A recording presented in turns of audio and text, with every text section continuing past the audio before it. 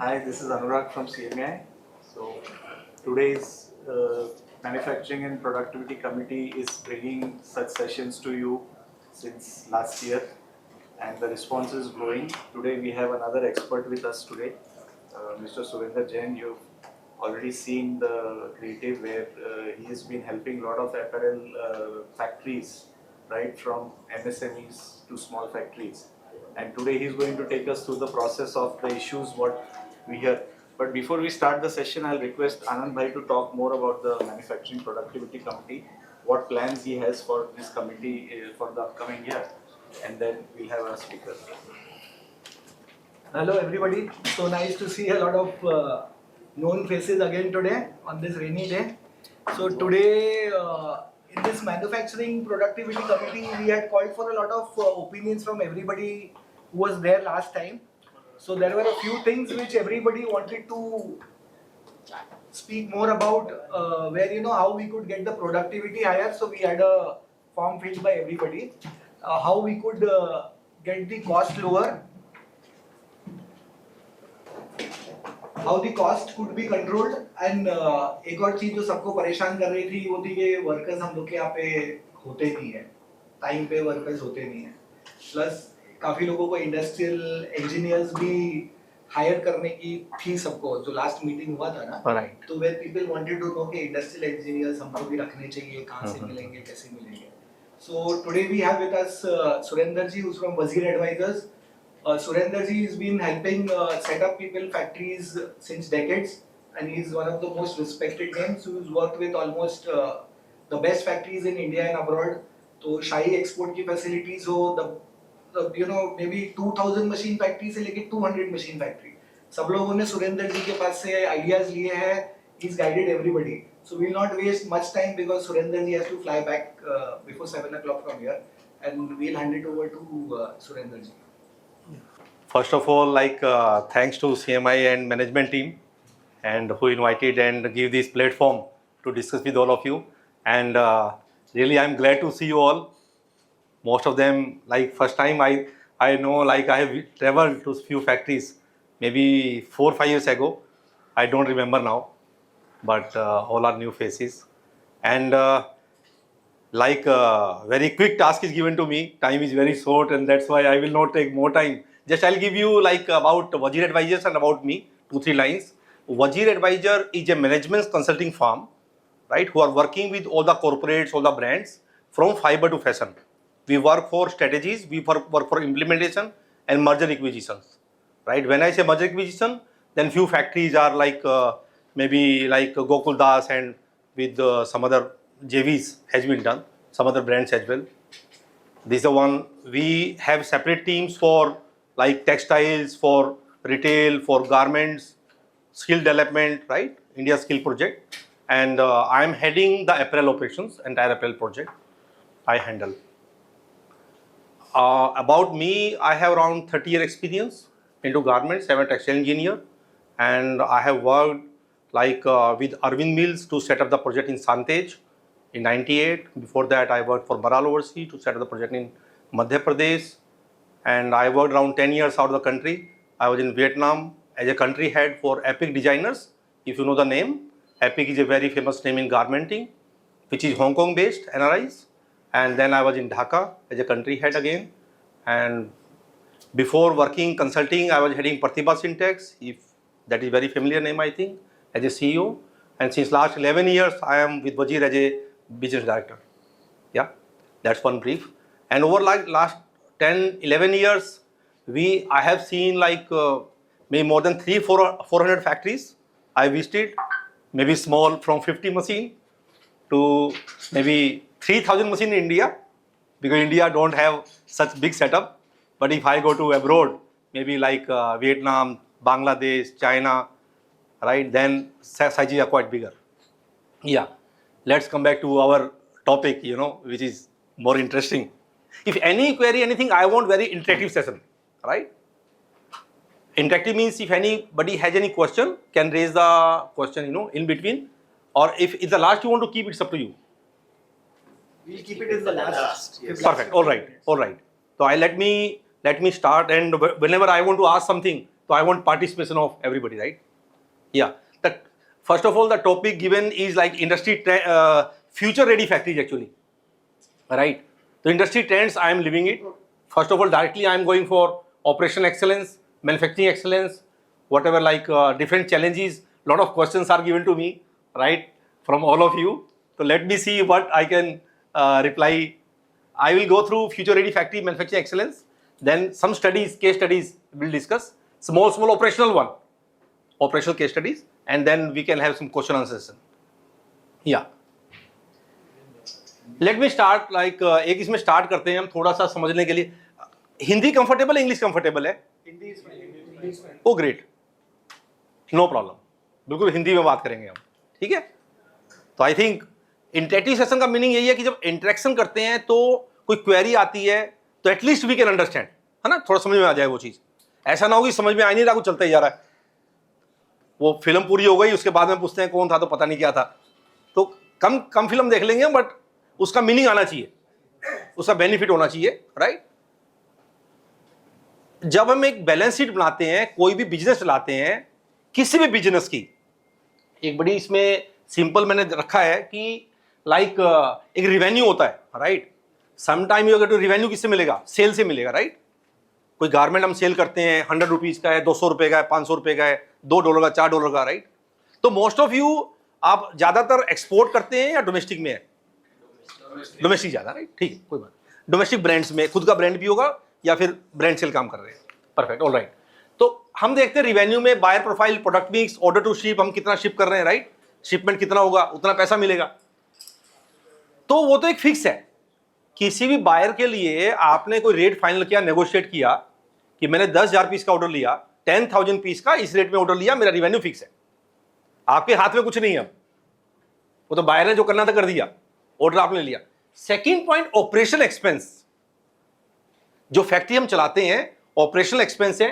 तो operational expense में क्या आता है? Cost of goods, right, manufacturing operating cost, employ benefit expenses, other expenses, ये सारे आते हैं. और नेट जो मार्जिन बनता है वो एबिटा बन जाता है. एबिटा किसको बोलते हैं? उसके बाद उसमें से इंटरेस्ट कॉस्ट जानी है, डेप्रिसिएशन जाना है, दैट कैन गो, टैक्स जाना है, वो जा सकता है उसमें से एक फाइनेंशियल टर्म है. तो जनरली हम मिस्टेक कहां पे करते हैं? जब फैक्ट्री में हम जाते हैं तो ऑब्जर्वेशन हमारी क्या है, मैं आपसे वो शेयर करना चाह रहा हूं. Poor understanding of product level profitability. जो प्रोडक्ट आपने 10 प्रोडक्ट लिए, 10 में से 8 अच्छे प्रोडक्ट थे, राइट, और 2 प्रोडक्ट ऐसे लिए जहां पे आपकी प्रोडक्शन नहीं आती. मैं आपको एग्जांपल देता हूं समझाने के लिए, राइट. अभी मैं तिरपुर में था, काफी ऐसी 80 मशीन की फैक्ट्री चला रहा था वो आदमी, जो उनकी ओनर्स की थी, 80 मशीन चला रहे थे. तो उन्होंने काफी प्रोडक्ट मेरे सामने रखे, प्लस सुरेंद्र जी ये फैक्ट्री हमारी ठीक चलती नहीं है. और क्या हुआ बताइए आप? शाम का टाइम था, तो टाइम मेरे पास भी अनलिमिटेड था, लास्ट मीटिंग थी मेरी, राइट. तो बोले नहीं आप आराम से बैठ जाइए, आप आराम से बैठिए फिर बताइए हमें. तो दे ब्रोट 30-40 पीसेस. तो लास्ट सीजन में हमने ये पीस बनाए और हमें प्रॉफिट नहीं हुआ. कॉमन प्रॉब्लम है, लाइक किसी ने बोला, और वो जो बता रहे थे वो उनके फादर थे, उनका सन बिजनेस देख रहा था, राइट. तो उनको गारमेंट की नॉलेज नहीं थी इतनी, बट कहता जो मैंने दिया स्पोर्ट सारा दिया हुआ है, आए मनी के हिसाब से, पैसा है, बिल्डिंग है, सब दे रखा है मैंने, लेकिन प्रॉफिट नहीं है. ओके. तो मैंने उनसे पूछा भाई प्रॉब्लम बताओ, प्रॉब्लम तुमने गलत रेट में लिया क्या? बोला सर रेट तो ठीक था, लेकिन 2 प्रोडक्ट में हमारी प्रोडक्शन नहीं आई. 2 स्टाइल 3 स्टाइल दिखाए उन्होंने मेरे को. तो वह स्टाइल दिखाओ. अब जो 3 स्टाइल में देखता हूं वर्सेज 47 स्टाइल, उनमें कोई सिमिलरिटी ही नहीं थी.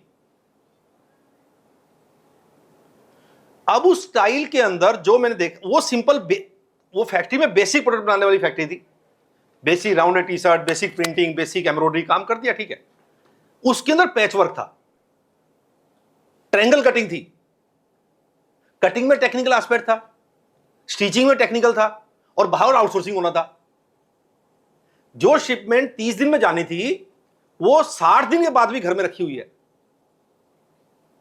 राइट. तो इसका मीनिंग क्या हुआ कि उन्होंने प्रोडक्ट लेते हुए लगा कि मेरे को $2 $4 मिल रहे हैं उसमें, बाकी जो प्रोडक्ट थे वो $2 वाले थे, ये $4 वाला था, लेकिन काम तो नहीं समझा उसमें. हमारी स्ट्रेंथ क्या है, हम क्या कर सकते हैं? अगर एक मिस्टेक की सारा प्रॉफिट जीरो कर देगा वो। That's what happen.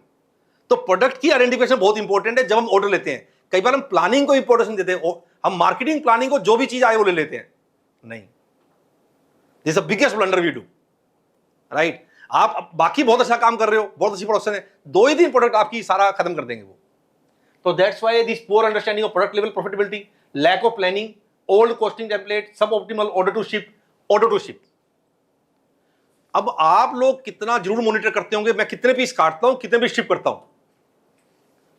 तो जनरली कितने, क्या रहता है आपका, मॉनिटर करते हैं आप? अगर 1000 पीस काटे इस ऑर्डर में तो कितने पीस शिप होते हैं उसमें से? कोई हैंड रेज कर सकते हैं आप कोई भी? नहीं, 100% कभी नहीं होता मैम। नहीं, शिप से मीनिंग नहीं है। और इसमें आपने कटिंग वर्सेस शिप जब कर रहे हैं, process loss is important. That's what we don't understand sometime, है ना? राइट। तो 95 और 98 3% का डिफरेंस आता है, राइट। और मार्जिन आपका 3% भी नहीं है। 5-6% मार्जिन की बात करते हो, 3% तो वही खो दिया आपने। मार्जिन कहां से आएगा? And this mistake is done from top factory to the bottom factory. 90% factory mistake करती हैं जहां प्रोसेस लॉस कंट्रोल में नहीं। मैं इसे प्रोसेस लॉस बोलता हूं। अगर आपका सिस्टम प्रोसेस अच्छी है, you can make 98-99% until you don't make it tanning very hard wash और कोई रिजेक्शन आता है 4-5%, ठीक है। तो बाकी फैक्ट्री लॉस कितना होना चाहिए उस प्रोडक्ट में, उस फैक्ट्री में, उसकी मशीनों में, बड़ा इंपॉर्टेंट पॉइंट है, राइट। तो that's very important. Let me come to operational things. Fabric delivery time, आप 190 दिन 60 दिन आपको मिलते हैं ऑर्डर में, कितने मिलते हैं लीड टाइम? 60, डोमेस्टिक में कभी मिलता होगा, 45 days, 60 days, right. Let's take 60 days example के लिए, राइट। तो 60 डेज में फैब्रिक लाने में, अरेंज करने में, ट्रिम लाने में कितना टाइम लग जाता है? फैक्ट्री को कितना टाइम देते हो? सर अगर 30 दिन में आप फैब्रिक और ट्रिम ला देते हो, 30 दिन फैक्ट्री को दोगे, factory can perform very good. तो आपकी सप्लाई चेन बहुत कंट्रोल में है। The biggest problem of the industry, we don't count, and smart people count also. Some of you might be counting, you know. If you give enough time to the production, they can produce nicely. But what do you want production? Within 3 days I want shipment. Within 5 days I want shipment. You do day and night. You do overtime. Overtime, more cost. Inefficiencies. Correct? More losses. More quality loss, production loss. Then you take quick decision, spend the money. So a lot of multiple things are there, right? So those things we'll discuss later also. Trim inventory, low productivity and utilization, efficiencies. How many of you follow the efficiencies? I know, because small factory there is no IE concept. IE concept नहीं है, industry engineers नहीं है, right. तो छोटी factory में productivity आपको कैसे monitor करनी है, कितने पीस आने हैं, कम आएगी तो ओवरहेड बढ़ जाएंगे, शिपमेंट टाइम पे नहीं जाएगी, एक प्लानिंग करके उसकी, राइट। तो दैट्स वेरी इंपॉर्टेंट। टेक्नोलॉजी कौन सी यूज की है? कई बार मैनुअल प्रोसेस कर रहे हो, पॉकेट लगानी है, क्या लगाना है, ऑर्डर साइज कितना बड़ा है, उसके लिए कौन सी टेक्नोलॉजी फीजिबल है। कई बार टेक्नोलॉजी फीजिबल नहीं होती है, लग तो जाएगी बट ऑर्डर तो नहीं आता हमारे पास लगातार, इतनी महंगी मशीन कैसे लें। तो एक टेक्नोलॉजी की फीजिबिलिटी बड़ा इंपॉर्टेंट एस्पेक्ट है। कई बार पॉकेट का ऑर्डर है, पैंट बना रहे हैं, या पैच पॉकेट है, बेल्ट पॉकेट है, राइट। तो टेक्नोलॉजी बहुत इंपॉर्टेंट रोल प्ले करती है कि ऑपरेटर नहीं मिल रहा, जो बीच में बात आ रही थी, तो हेल्पर्स कैन डू दो जॉब। तो भी फ्यूचर जो हम बात कर रहे हैं तो उसमें टेक्नोलॉजी का ही फ्यूचर है। ऑपरेटर और एक्सपेंसिव होते जाएंगे भी डे बाय डे। आज से 10 साल पहले बहुत कम वेजीज थे, आज हैं 10 साल बाद हम चाइना के बराबर पहुंच जाएंगे। मैं अभी वही बात कर रहा था कि वेजीज हम ज्यादा बोल रहे हैं इंडिया में। इंडिया में कितने वेजीज हैं अभी, कितना एवरेज वेजीज होता है, पे करते हो आप? 15 to 18 $200, मैं डॉलर टर्म में बोल देता हूँ थोड़ा कंपेयर करने के लिए। अगर 18,000 रुपए बोलते हो तो $200 हो गया ना वो वेजीज। 85-90 रुपया डॉलर है, 85+, राइट। वही चाइना में $900 है। तो 200 वर्सेज 900, वो तो हमसे अच्छा काम कर रहे हैं, राइट। वियतनाम में जाते हैं 450, 500। वियतनाम, जब मैं वियतनाम में था 2003 में $36 वेजीज थे वहां, 36। और इंडिया में ज़्यादा थे, वहाँ पे कम थे, इंडिया में ज़्यादा थे, अगर हम रुपए की बात करें आपस में। और आज उनके 450 हुए हैं, राइट। तो बड़ा इंपॉर्टेंट पॉइंट है एफिशिएंसी, डीएचयू। डीएचयू होते हैं डिफेक्ट्स पर 100 यूनिट, कितने डिफेक्ट्स आपके आते हैं लाइन में, स्विंग में या इन लाइन में, राइट। Pilferage, man to machine ratio, जितने हेल्पर ज्यादा हैं उतने खर्चे ज्यादा हैं, है ना, डायरेक्ट कॉस्ट है। मैन टू मशीन रेशियो बोलते हैं हम इसको टेक्निकली। तो ये बड़ी इंपॉर्टेंट टर्म है कि किसको क्या काम दिया, कितने आदमी हेल्पर चाहिए, नहीं है तो भी प्रॉब्लम है, ऑपरेटर काम नहीं कर पाएंगे। अगर ज्यादा है तो फिर वो एक्सपेंस है। तो दिस वेरी इंपॉर्टेंट, कटिंग में, फिनिशिंग में। जहाँ पीस रेट है वहाँ ठीक है, पीस रेट में तो आप देखते नहीं हो, बट जहाँ पीस रेट नहीं है वहाँ बड़ा इंपॉर्टेंट है, खुद की सैलरी है। एट्रिशन, अब्सेंटिज्म जो मेजर प्रॉब्लम है आज की। तो ये सारे फैक्टर इफेक्ट करते हैं आपके ऑपरेटिंग एक्सपेंसेस को। पर पीस कॉस्ट क्या नहीं है, जो फैक्ट्री हम कॉस्ट निकालते हैं, पड़ता निकालते हैं, तो उसकी पर पीस कॉस्ट के ये सारे पैरामीटर्स हैं। इससे भी ज्यादा पैरामीटर है, मैंने कुछ कुछ लिखे हैं यहाँ। तो हर फैक्टर को हमें ध्यान देना पड़ेगा जब हम डिटेल में जा रहे हैं, जब बिजनेस कर रहे हैं। आप करते भी होंगे काफी कुछ, और कोई मिसिंग है तो वो ऐड भी करना है।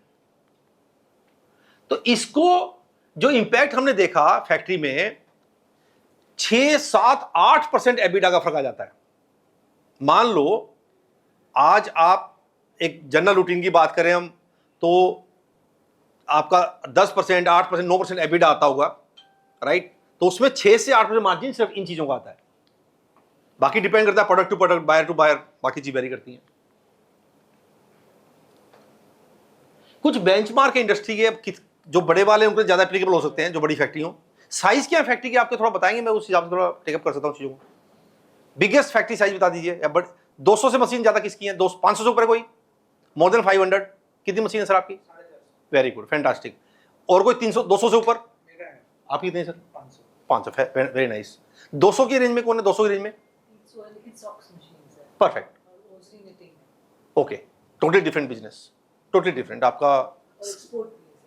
Perfect, but socks only, right, very nice. Average size is 50 to 150, इसमें बिलो 100 ज्यादा है, जो 100 के आसपास है, ठीक है। तो जस्ट ये बड़ी फैक्ट्रियों में कंपैरिजन ज्यादा होगा।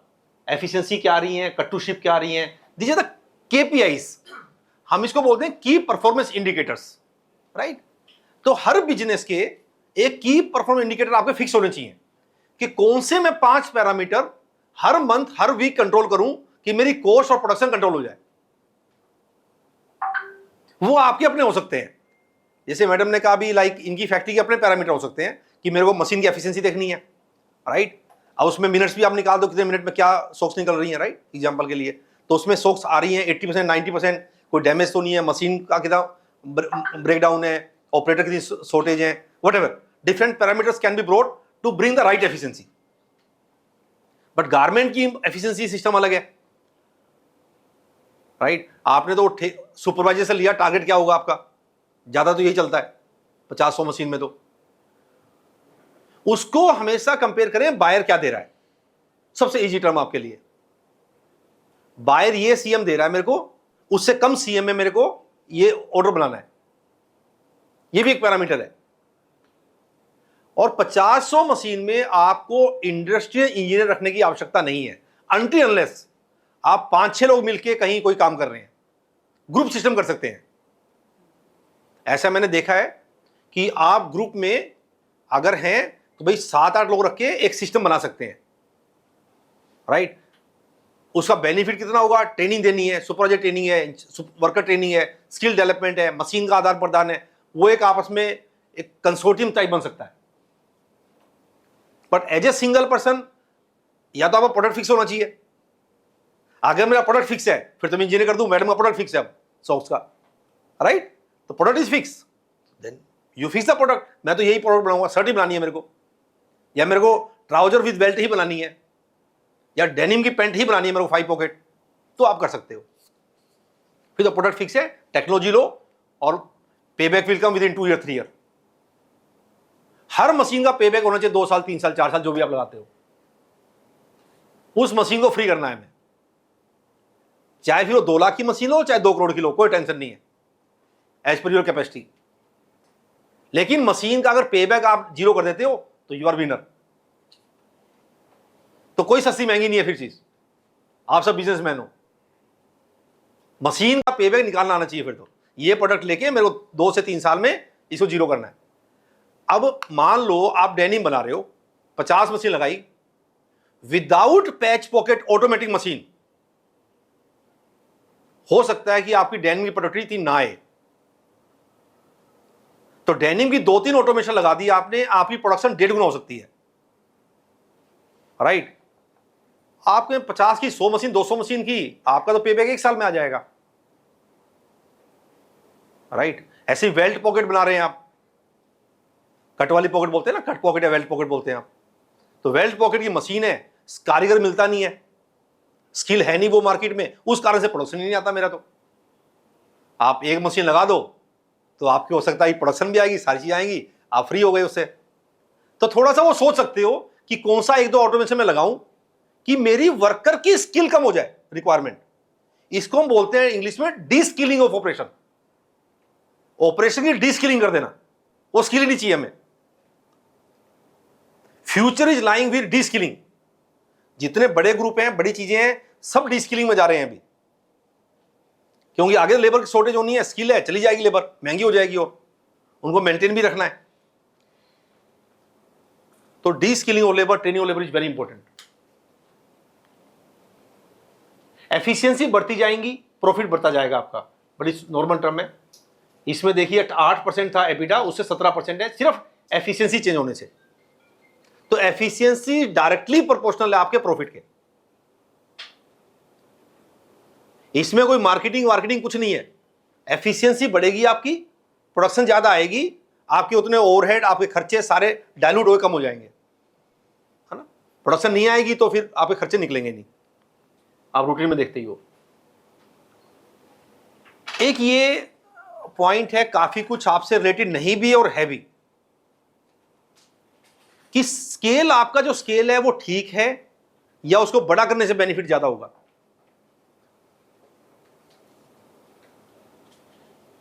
है ना।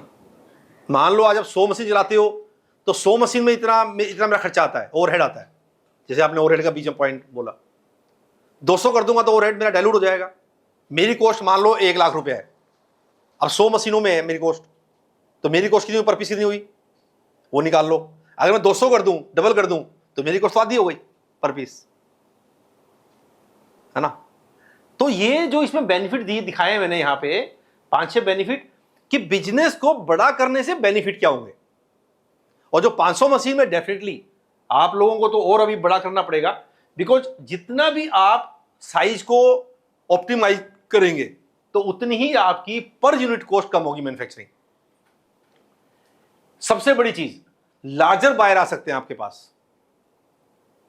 आज अगर आपको बड़े बायर लाने हैं, H&M लेके आना है या कोई बड़ा ब्रांड लेके आना है बाहर से एक्सपोर्ट के लिए, कम से कम 500 मशीन उसको देखनी पड़ेगी, 100-200 मशीन में नहीं आएगा। ऐसे 50 से 100 करोगे तो आपका अपने एंगल से एक बिजनेस डेवलप होगा कि ज्यादा मेरे पास है तो मैं ज्यादा सप्लाई कर सकता हूं बड़े कस्टमर को, बड़ी कैपेसिटी सप्लाई कर सकता हूं, छोटे वाले के पास नहीं आते वो, है ना। लोअर ओवरहेड, ये हमने बात कर ली, ओवरहेड कॉस्ट आपकी कम हो जाएगी। नेगोशिएटिंग पावर, आपकी फैब्रिक, ट्रिम्स, सारी क्वालिटी आपकी बढ़ जाती है, तो नेगोशिएशन अच्छा कर सकते हो। जहां डिस्काउंट 2% वहां 4 ले सकते हो, नेगोशिएशन बढ़ जाता है। बहुत इंपॉर्टेंट पॉइंट है, अट्रैक्ट बेटर टैलेंट। जो अच्छा टैलेंट है, जैसे क्वेश्चन रेज हुआ इंडस्ट्री इंजीनियर, राइट, या आपको अच्छा क्वालिटी मैनेजर चाहिए, अच्छा प्रोडक्शन मैनेजर चाहिए, वो आप हायर कर सकते हो। अभी आप अपने बजट में नहीं कर सकते हो, साइज बढ़ जाए तो वो भी आप हायर कर सकते हो, right. Viability of automation design, फिर तो ऑटोमेशन भी ले सकते हो थोड़ा सा, जो आज थोड़ा नहीं ले पा रहे आप, थोड़ा साइज बढ़ जाए तो ऑटोमेशन भी आपको फिजिबल। तो ये कुछ बेनिफिट है कि कैसे आपको अपना जो बिजनेस है उसको ऑप्टिमाइज करना है। ये आप सोच के आराम से क्वेश्चन देखें कि मेरे फैक्ट्री में क्या मशीनें, क्या चीजें हैं जो कि मैं ये मशीन कर दूं या ये ऑटोमेशन आ जाए, इतना खर्चा हो जाए तो मेरे को बेनिफिट कैसे होगा, मेरा पेबैक कैसे आएगा। हर किसी अपने इंडिविजुअल हो सकते हैं अलग, वो गोल।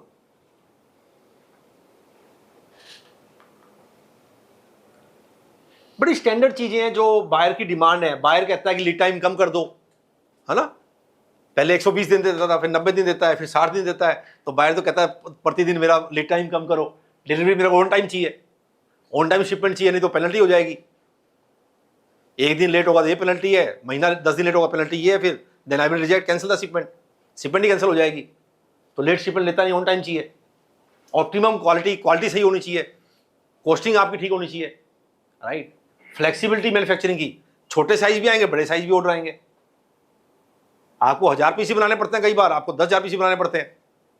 जैसे ही 1000-2000 पीस स्टाइल आता है, प्रोडक्शन आपकी खत्म हो जाती है चेंज ओवर में। वो भी बात करेंगे बाद में, चेंज ओवर वाली भी कैसे क्या करना है। कंप्लायंस, सस्टेनेबिलिटी, बायर, तो ये एक बड़ी बायर की तो स्टैंडर्ड टर्म है, राइट, जो बायर को चाहिए। तो जनरली जब एक फैक्ट्री में हमारी सारी बात वहां आती है कि अब फैक्ट्री की परफॉर्मेंस, ये हमने भी देख लिया, प्रॉफिट कहां पे है, लॉस कहां पे है, क्या कर सकते हैं।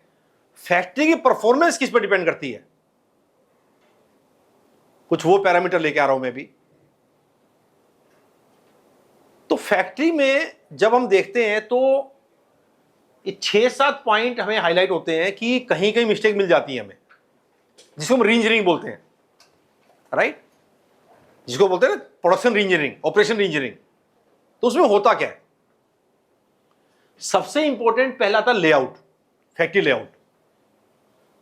हो सकता है आपका स्पेस का कंस्ट्रेंट है, बॉम्बे तो जब बोलते हैं तो स्पेस कंस्ट्रेंट बहुत ज्यादा है। द फैक्ट्री जो थोड़ी दूर फैक्ट्री है या स्पेस है, तो उस मटेरियल कितनी बार आगे पीछे आ जा रहा है। इफ 500 मशीन आपकी चल रही है तो definitely material flow is very important, right. But 50-100 machine में वो चीज, जितना ज्यादा मूवमेंट होगा मटेरियल का, उतनी ही ज्यादा आदमी मैन पावर लगेगी, एनर्जी तो लगने वाली है। तो मूवमेंट कम से कम होना चाहिए मटेरियल का। मटेरियल मूवमेंट जितना कम होगा उतना ही आपका लेआउट अच्छे है, सिंपल थ्योरी है, राइट। जितना ऊपर नीचे आप भेजेंगे उसमें भी आदमी लगेंगे, कॉस्ट है सारी, इनविजिबल कॉस्ट है।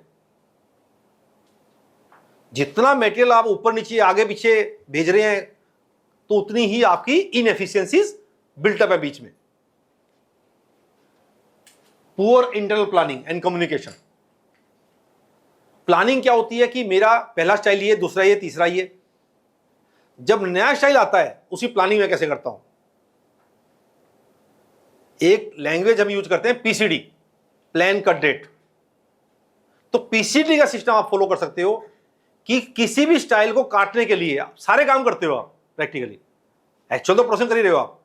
3 चीज चाहिए हमें सिर्फ, कोई बता सकते 3 चीज कौन सी है। किसी भी ऑर्डर को स्टार्ट करने के लिए 3 चीज चाहिए हमें फैक्ट्री में। क्या चीज चाहिए बताइए। फैब्रिक चाहिए टाइम पे, बिना फैब्रिक गारमेंट, ट्रिम चाहिए। थर्ड, ट्रिम से पैकेजिंग मतलब सेम थिंग। थर्ड नहीं, प्लानिंग से अप्रूवल, स्टाइल अप्रूवल। हर बायर का अपना स्टाइल है, कोई कहता पीपी दिखाओ, कोई कहता कुछ साइज सेट दिखाओ। अगर अप्रूवल नहीं है प्रोडक्शन नहीं कर सकता, मैं कटिंग नहीं कर सकता, राइट। तो प्लानिंग 3 चीजों की होती है सिर्फ, बाकी तो आपकी गिवन है। बाकी तो हर आदमी पूछा कितने वर्कर आए आज, टेबल चेयर मशीन सब रखी हुई है, वो तो आप डेली पूछते ही हो। तो as a planner you have to monitor this 3 thing.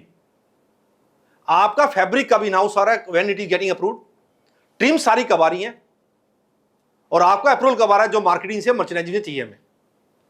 3 चीजों की कॉमन डेट, लास्ट डेट क्या बन रही है, अब उस डेट से पहले कटिंग स्टार्ट नहीं हो सकती, right.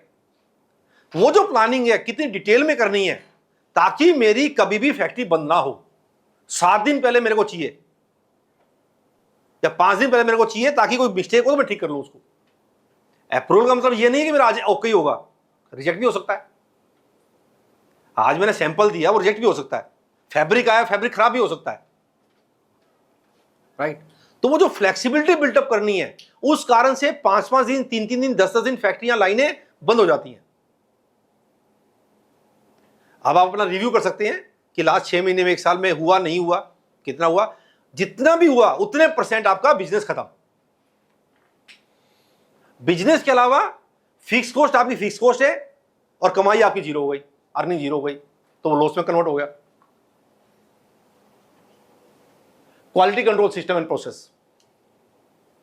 Quality control system and process, quality control production से ज्यादा इंपॉर्टेंट है। मेरी जो ऑब्जर्वेशन है, फैक्ट्री में जाते हैं हम, सिर्फ प्रोडक्शन की बात करते हैं, आज कितने पीस प्रोडक्शन हुई, 500 पीस हुआ, 300 हुआ, 1000 हुआ, 5000 हुआ, राइट, कितना पैक हुआ, इतना पैक हुआ। सबसे इंपॉर्टेंट क्वालिटी का है। आपकी कॉन्ट्रैक्टर लेबर आती है या खुद की लेबर है, रिजेक्शन, ऑल्ट्रेशन, रिपेयर वर्क जो बोलते हो, कितना रिपेयर वर्क है, 5% है, 15% है, 25% है एक्चुअल। कई बार रिपोर्ट बनती है 5% की, 5%, बट एक्चुअल जो फिजिकल देखा, जो पीस पास ही नहीं हो रहा, वो 25% है। एग्री कर रहे हैं कुछ लोग आप में से? ऐसा एक्सपीरियंस है आप लोगों को? है एक्सपीरियंस? तो हाँ बोलते थोड़ा सा, I will be more happy with that, right. तो एटलीस्ट क्या है कि बात सहमति होनी चाहिए या नहीं होनी चाहिए। Correct correct correct, right. बड़ी प्रोडक्शन की चीजें हैं जो हम बात कर रहे हैं, बिल्कुल वो ग्राउंड की बातें हैं, और कमाई वही ग्राउंड से ही होनी है। मार्केटिंग वाला काम तो हो चुका।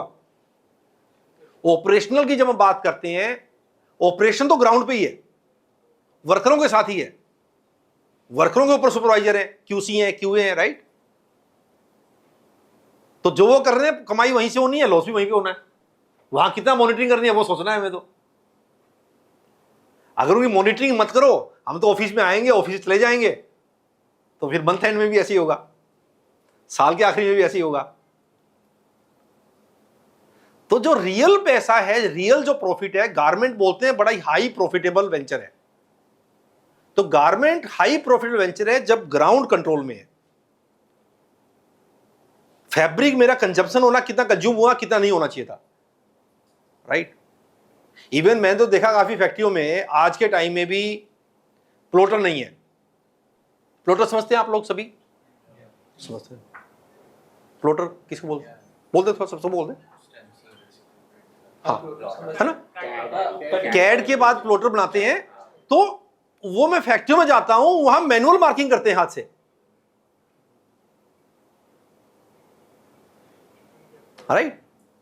अब वो मार्किंग तो टाइम बहुत 20-30 साल पहले हम देखते थे, बट अभी भी फैक्ट्रियों में चलता है। तो उस तरह का तो प्लोटर निकाल के पूरा प्रिंट आउट निकल जाएगा, उस प्रिंट को ऊपर रखो और फिर कटिंग कर देते हैं, राइट, प्लोटर में से। तो वो प्लोटर बड़ा इंपॉर्टेंट है टू कंट्रोल द कंजप्शन। नहीं तो मैनुअल में कहां कटिंग कर रहे हैं, कितनी विड्थ में फैब्रिक काट रहे हैं, वेस्ट कितना जा रहा है। तो वेस्ट कंट्रोल बड़ा इंपॉर्टेंट पॉइंट है। क्वालिटी कंट्रोल की हम बात कर रहे हैं, रिजेक्शन की, ऑल्ट्रेशन की, कितने % अल्ट्रेशन आ रहा है। हम कट टू शिप की बात कर रहे हैं, कितने % आपका गारमेंट पैक ही नहीं होता। आपने 1000 गारमेंट कटिंग करी, कितने गारमेंट पैक हुए। तो ये फैक्टर्स हैं जो काफी इंपॉर्टेंट है। Modern industrial engineering and tool, lean tools. Industrial engineering practice ये है कि अगर मैं आपको नटसल में बताऊं सिंपल लैंग्वेज में, मान लो आपका कोई गारमेंट बनाते हैं, एक राउंड नेक टी शर्ट बनाते हैं, एक पोलो शर्ट बनाते हैं, ज्यादा वोवन में ज्यादा है, राइट। शर्ट बनाते हैं वोवन शर्ट में डाल है, और ये हाफ स्लीव शर्ट हो जाए तो कितना डिफरेंस आता है प्रोडक्शन में? कौन बता सकता है? एक दिन में एक मशीन, एक अच्छा कारीगर ये शर्ट कितने पीस बनाएगा 10 घंटे में? 20-25। ये शर्ट की बात कर रहे हैं, ये शर्ट की, राइट। ज्यादा शर्ट के लोग ज्यादा बैठे हैं यहाँ, मिक्स है, अच्छा। तो 25 पीस, और अगर हाफ स्लीव करते हैं तो यही गैप है, दिस द गैप। कैसे निकाला हमने? ये 25 पीस बनने चाहिए था लॉन्ग स्लीव, और आधी बाजू वाला 30 बनना चाहिए। कैसे निकाला? यही इंडस्ट्रियल इंजीनियरिंग है।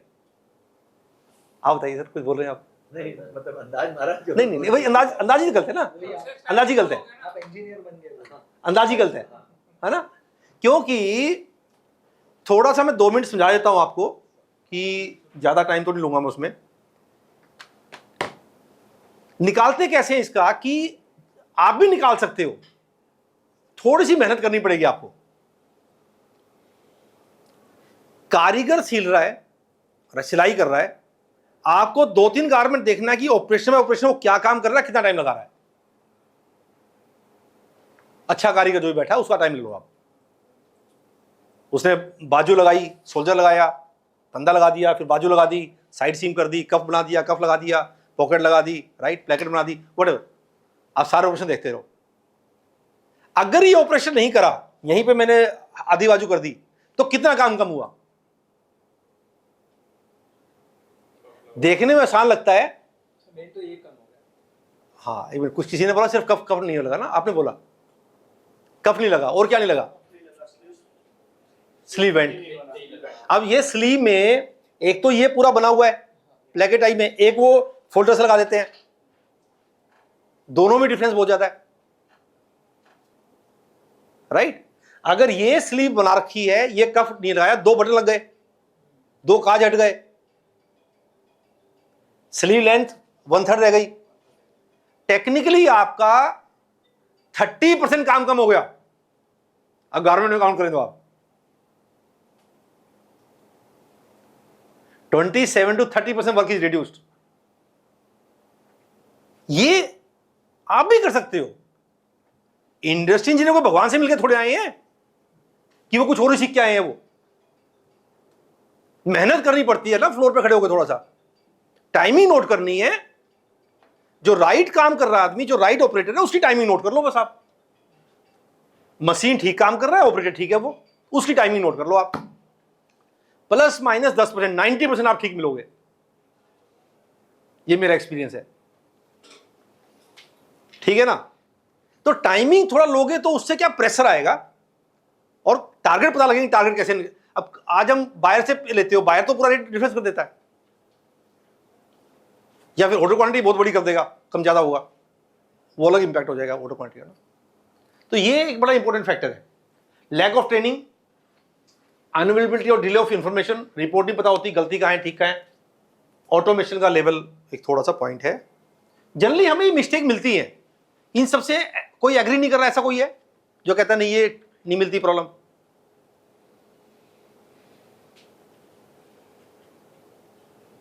ठीक है। तो इस सबसे क्या होता है, वट एवर चैलेंज कम्स, आपकी मैन्युफैक्चरिंग कॉस्ट बढ़ जाती है। इनमें कहीं आपकी 7 में से 2 प्रॉब्लम है, किसी को 4 प्रॉब्लम है, किसी को 5 प्रॉब्लम है। तो ये प्रॉब्लम होने से आपकी मैन्युफैक्चरिंग कॉस्ट ज्यादा आती है स्टैंडर्ड कॉस्ट से, जो आनी चाहिए उसे ज्यादा कॉस्ट आती है। अब वो डिफरेंस 10, 20, 30, 40% कुछ भी हो सकता है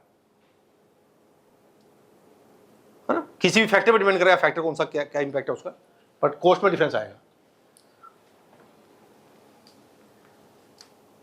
तो अब फैक्ट्री आजकल लग रही है थोड़ा सा एक, हम स्मार्ट फैक्ट्री की बात करते हैं कई बार, फ्यूचर फैक्ट्री की बात करें, जो टॉपिक दिया गया था मेरे को, राइट। तो फ्यूचर फैक्ट्री की अगर हम बात करें, थोड़ा सा आपको आइडियल मान लें, थोड़ा सा बीच में, जो 50 मशीन वाले स्पेशली। स्मार्ट फैक्ट्री के अगर हम बात करें, अब स्मार्ट फैक्ट्री या फ्यूचर फैक्ट्री तो चाइनीज फैक्ट्री है, या जो इंडिया की टॉप फैक्ट्री है, जैसे शाही, गोकुलदास, राइट, पर्ल ग्लोबल, अब उनको मान सकते हैं, जो 2000, 4000, 5000 मशीन एक साइड में चलाती हैं। आज मिनिमम फैक्ट्री साइज उनका 1200 मशीन, 1200 से 1500 अंडर वन रूफ है, एक छत के नीचे 1200 से 1500 मशीन उनका, और जो नई फैक्ट्री खोल रहे हैं, राइट। तो इसमें जो स्मार्ट फैक्ट्री की हम बात कर रहे हैं, स्मार्ट फैक्ट्री में 2 चीजें इंपॉर्टेंट हैं। एक, स्मार्ट फैक्ट्री में ऑटोमेशन किस लेवल का आपको चाहिए। दूसरा, डिजिटाइजेशन। डिजिटाइजेशन क्या होता है कि जो आपकी जिस भी मशीन से, जिस भी प्रोसेस से कुछ भी प्रोडक्शन हो रही है, उस सब की बाय डिफॉल्ट आपके पास रिपोर्ट आनी चाहिए कि किस ऑपरेशन से कितने पीस निकले, किस लाइन से कितने पीस निकले, हर घंटे, हर मिनट, लाइव डाटा। वो स्कैनिंग होती है उसकी, राइट। जैसे RFID की स्कैनिंग होती है, राइट, या फिर QR कोड की स्कैनिंग है। पहले बारकोड होते थे, आज वो QR कोड आ गए हैं, राइट। तो डिजिटाइजेशन में ये रियल टाइम डाटा सारा मिलता है, तो आपके साथ स्पेशली अलग बैठना पड़ेगा जो बड़े वाले हैं, राइट। व्हील्स अब वो मिक्स चीज कर नहीं पाएंगे अदरवाइज। तो ऑटोमेशन, डिजिटाइजेशन और फिर इंटीग्रेशन एंड एसओपीस। आपके एसओपी स्टैंडर्ड क्या होने चाहिए? क्वालिटी का एसओपी हमने बात करी, प्रोडक्शन का एसओपी, आई का एसओपी, मेंटेनेंस का एसओपी, मशीन क्लीनिंग का एसओपी, राइट। जो आप ग्रेजुअली करते भी हो तो उन सब चीजों को स्टैंडर्डाइज करके तो किस तरह के उनके एसओपी फॉलो होने चाहिए विद डिजिटाइजेशन, ऑटोमेशन। ये सारा काम करने के बाद उनकी ट्रेनिंग, जो काम करने वाले हैं, सुपरवाइजर्स हैं या हेल्पर्स हैं, उनकी प्रॉपर ट्रेनिंग ताकि वो गलती ना करें। क्यूसी की ट्रेनिंग, चेकर की ट्रेनिंग। बोलना ही तो काफी नहीं है, बोल तो हम रोज ही बोलते हैं, लेकिन उनकी एसओपी बनाना और उनकी ट्रेनिंग देना सबसे इंपॉर्टेंट है। जो प्रॉब्लम आई उस प्रॉब्लम का समाधान और फिर उसकी ट्रेनिंग देना डेली, तो वो बड़ी इंपॉर्टेंट चीज है। तो हम क्या कि जो समस्या आती रहती है फैक्ट्री में, उनको भी आप नोट करके और आप डिस्प्ले कर सकते हो हर महीने, हर हफ्ते, कि 5 प्रॉब्लम है, 7 प्रॉब्लम है, इस तरह की प्रॉब्लम आती है, इस तरह की प्रॉब्लम ना है, उसको भी डिस्प्ले करो।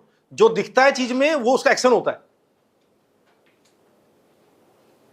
प्रॉब्लम को दिखाना बहुत जरूरी है। कई बार हम सोचते हैं नहीं पता, इनको एज्यूम कर लेते हैं पता ही है सब कुछ, नहीं, दैट इज नॉट इनफ।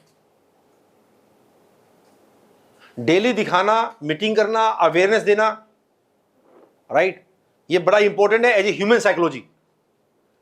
आज हमें भी वो चीज पढ़ाई जाती है तो हम भी पढ़ते हैं, है ना। तो क्वालिटी तो ऐसा सब्जेक्ट है कि उस पर डेली अगर आपकी क्वालिटी अच्छी हो जाए तो 10% प्रोसेस बढ़ जाती है मिनिमम। हम तो 18 से 20 भी बोल देते हैं। क्वालिटी अगर फैक्ट्री की नॉर्मल है और उसको अच्छा कर दें हम, तो 10% तो प्रोडक्शन प्रोडक्टिविटी बढ़ी जाएगी आपकी। कि फैक्ट्री में अगर डेप्थ में जाएं तो काफी काम रीवर्क होता है।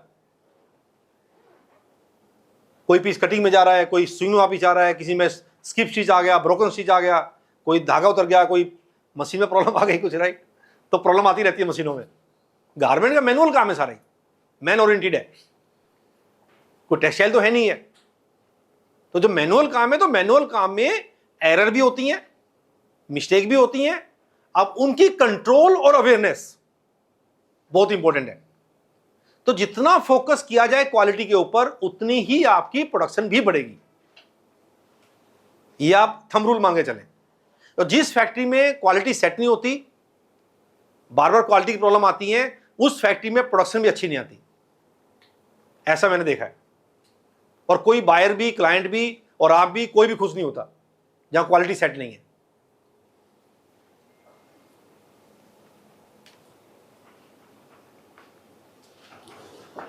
तो एक जस्ट दिखाने के लिए आपको स्लाइड रखी है मैंने, ये ऑटोमेशन में आजकल दुनिया में क्या चल रहा है। ऑटोमेटिक फैब्रिक मैनेजमेंट सिस्टम आ गए हैं, जो वेयरहाउस हैं ऑटोमेटिक बन रहे हैं सारे ही।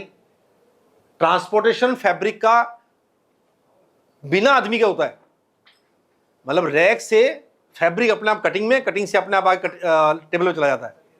सब ऑटोमेटिक सिस्टम सारे बन गए हैं इंडस्ट्री में। इस फैब्रिक इंस्पेक्शन, लाइन बैलेंसिंग,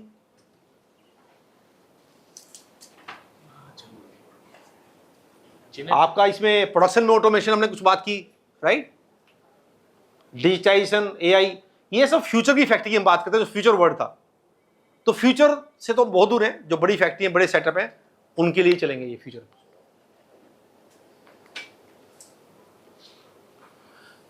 दोबारा इस पे थोड़ा सा डिटेल में बात करते हैं हम। मैन्युफैक्चरिंग एक्सीलेंस, हमने सारे पॉइंट फैक्ट्रियों में बात की, फैक्ट्रियों में क्या प्रॉब्लम आती हैं, राइट, क्या देखना चाहिए।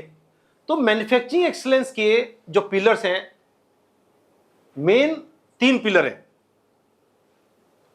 प्लानिंग, हमने पूरा डिटेल में प्लानिंग की बात की।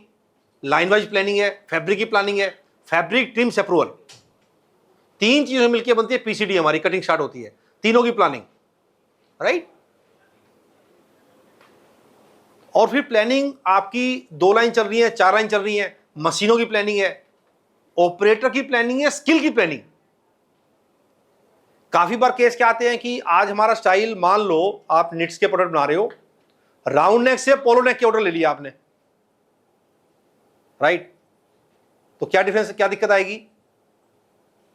एक फैक्ट्री में 100 मशीन चल रही हैं, मान लो अभी 50 मशीनें राउंड नेक और पोलो में चल रही हैं, और कल आपने वो पोलो के ज्यादा ऑर्डर ले लिए, सारे सबे पोलो चलानी पड़ेगी अब, पोलो स्टाइल, तो क्या दिक्कत आएगी? प्रोडक्शन 50 मशीन वाली आएगी आपकी, 100 वाली नहीं आएगी। बाकी 50 मशीनों में तो आपके लॉकशीट के ऑपरेटर ही नहीं है, सिंगर बोलते हैं उसको, राइट? Single needle. तो सिंगल नीडल के ऑपरेटर नहीं है आपके पास। पोलो और राउंड नेक में डिफरेंस क्या ज्यादा है मेजर? नहीं, अगर मशीन की टेक्नोलॉजी की बात करें, ऑपरेटर की बात, स्किल की बात करें, करेक्ट, क्योंकि आपको कॉलर और फ्लैकेट बनानी है या स्लिट बनानी है, तो सारा ही तो वही काम हो गया। और राउंड नेक में हमें चाहिए नहीं लॉकशीट, सिर्फ लेबल लगाना है, लगभग लेबल या टेप पट्टी लगानी है पीछे, है ना? तो स्किल पूरी डिफरेंट है। तो स्किल की प्लानिंग, ये भी प्लानिंग होती है। आप अपने ऑर्डर के बेस पे तुरंत, आज ऑर्डर लिया, हमें पता लग जाना चाहिए नेक्स्ट मंथ में कौन सी मशीन चाहिए, कौन से ऑपरेटर चाहिए। फैब्रिक की प्लानिंग करते हो सिर्फ, ऑपरेटर प्लानिंग कौन करेगा? फिर जब प्रोडक्शन स्टार्ट होती है, फिर कहते हैं लॉकशीट ऑपरेटर नहीं है हमारे पास, और लोग के फ्लैट लॉक के ऑपरेटर ज्यादा हो गए, कम हो गए। ऐसी दिक्कत आती है कभी? नहीं आती? आती है, क्योंकि आप प्लानिंग नहीं करते हो। आपने सिर्फ फैब्रिक प्लान कर दिया, अप्रूवल प्लान नहीं किया, तो कटिंग स्टार्ट नहीं होगी। मशीन है ही नहीं आपके पास, फ्लैट लॉक ज्यादा चाहिए अभी, या कंसाई चाहिए मेरे को अभी। स्पेशलाइज्ड मशीनों की प्लानिंग बहुत जरूरी है। जितनी भी स्पेशल मशीन है, 2 नीडल मशीन है, फिर कहते हैं हम सिंगल नीडल में काम चला लेंगे। क्यों? आप अपनी प्रोडक्शन को महंगा कर रहे हो, 2 बार काम कर रहे हो आप, एक बार भी जाए, जो काम एक बार में होना था आप 2 बार में कर रहे हो, तो कॉस्ट आपकी बढ़ रही है, बाहर तो देगा नहीं, करेक्ट? तो छोटी छोटी चीजें हैं जो प्लानिंग में आपकी हेल्प करती हैं चीजों को। तो मशीन प्लानिंग और स्किल प्लानिंग बहुत इंपॉर्टेंट प्लानिंग है, जो जनरली लोग नहीं करते, मिस करते हैं चीजों। ऑपरेशन इंजीनियरिंग, ऑपरेशन इंजीनियरिंग में जो आपका एक सब्जेक्ट था आई को लेके, इंडस्ट्री इंजीनियर लेके, तो मैंने आज आपको तरीका बताया, आप भी 70-80% आई वाला काम कर सकते हो एज ए लेमैन। अगर रख सकते हो, आपकी कैपेसिटी है 200, 250, 300 मशीन, तब तो इंडस्ट्रियल इंजीनियर रख सकते हो। अदरवाइज इंडस्ट्री इंजीनियर सिर्फ इसलिए आएगा, वो रिपोर्ट बनाएगा, प्रोसेस रिपोर्ट, उसको आई नहीं आती है। अगर मैं किसी से पूछता हूं कि आई का काम क्या होता है, तो कहता है एफिशिएंसी रिपोर्ट बनाता है। वो एफिशिएंसी रिपोर्ट तो कोई हेल्पर ही बना देगा, रिपोर्ट ही तो बनानी है, रिपोर्ट तो असिस्टेंट बना देगा कोई भी। Why we need engineer to make a report? तो इंजीनियर का काम है उसमें इंजीनियरिंग करना। इंजीनियरिंग क्या होती है? मेरा सैम कम करना, मेरा टाइम कम करना, मेरी प्रोडक्शन बढ़ाना, राइट? लाइन की प्रोडक्टिविटी कैसे बढ़े, या मेरे जो डी स्किल कैसे ऑपरेशन हो, जैसे मैंने एग्जांपल दिया कुछ आपको डी स्किल के ना, वो ऑपरेशन में आसान कैसे बने ऑपरेशन, तो उस लेवल का आई चाहिए, अदरवाइज आई का फायदा नहीं है।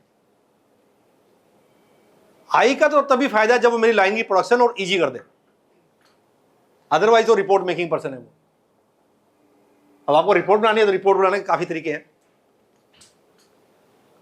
सिस्टम प्रोसेस की हमने काफी बात की, तो planning module, quality module, process engineering, right, skill development. जो आपकी मैन पावर की समस्या है, जो, और ये सिर्फ आपकी नहीं है, मतलब अगर मैं 20 फैक्ट्रियों में गया हूं पिछले 3 महीने में, तो 20 में से 18 फैक्ट्रियों में दिक्कत यही थी, उन्हें ईमानदारी से। मैन पावर पूरा साउथ इस टाइम बहुत समस्या है, पूरे साउथ में, बेंगलोर, तिरुपुर, इवन तमिलनाडु में 3-4 जगह पे, right? I travelled last month, every factory struggling. And इसका मेन, अब जो फर्स्ट टाइम मैंने देखा ओवर लास्ट 15 ईयर्स कि साउथ के लोग भी निकल के उड़ीसा में फैक्ट्री लगा रहे हैं, मध्य प्रदेश में फैक्ट्री लगा रहे हैं। अब मेरे को ये नहीं पता आप में से कितने लोग बाहर निकल सकते हैं या यही काम करना है।